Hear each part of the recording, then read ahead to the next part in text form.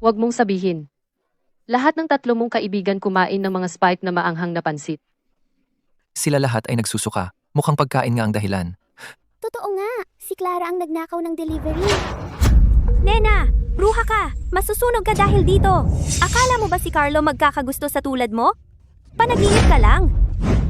Sa iyong kaawa-awa at dukhang itsura, sa tingin mo karapat-dapat ka? Si Carlo ay akin.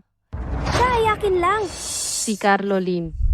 Ang sikat na kandidato sa doktorado sa chemistry, si Carlo Lim. Sabi nila, siya ang susunod na contender para sa Nobel Prize.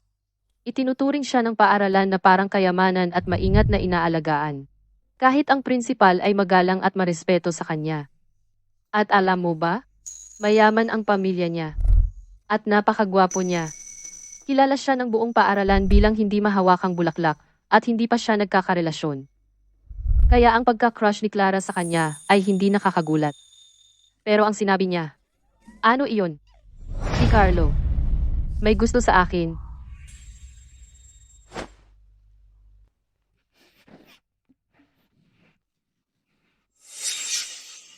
Ang mediation session magsisimula na sa anumang oras. Hindi kita hahayaan makatakas dito. Sisiguraduhin ko na mapaalis ka sa paaralang ito.